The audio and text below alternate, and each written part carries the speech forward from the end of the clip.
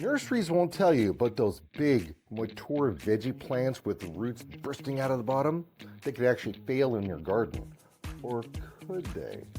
I'm Nick Federoff, and as the first radio and television personality inducted into the Green Industry Hall of Fame and the on-air garden horticulturist for PBS KLCS TV, I've spent decades helping gardeners just like you avoid costly mistakes. In this short presentation, I'm going to reveal the Leggy plant trap, the secret negotiation trick that gets you discounts at any nursery, and the one thing you need to look for before you buy any plant.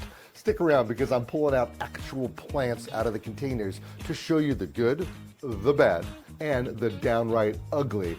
And if you want more insider tips like this, hit that like button and subscribe so you never miss out. Let's dive in.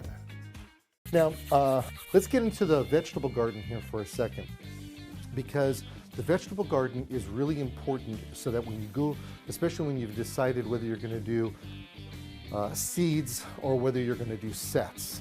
And I have some plants that I want to share with you that I want to let you know you may not want to buy when you go to the nursery because they may be too well developed, or you may be able to take and get a better deal on them.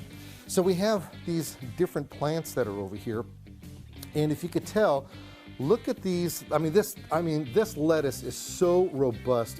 It's just amazing, and it's probably, oh, it's so good. Now here's the problem with it. We already have roots that are making their way out through the bottom over here, which, that's not the end of the world. But these plants are getting kind of old. And let's see what happens if we, see, look at, very well established.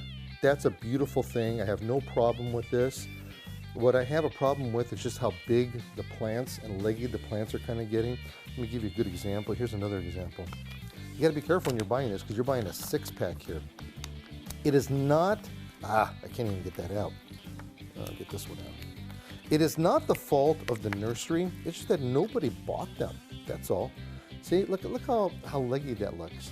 Now, if you were to plant this, it will grow. You may want to help prop it up a little bit. That's okay to do that.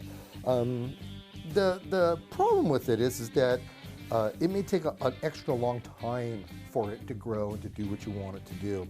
So kind of beware. If you see plants that are this well established, ask for a discount. It doesn't hurt. Otherwise, wait till they get plants that aren't so tall. Now, here's some plants right here. These are ornamental plants. You actually don't eat these. And these are designed to be, let's pretend this is your soil level. This is how they're supposed to come out of the ground.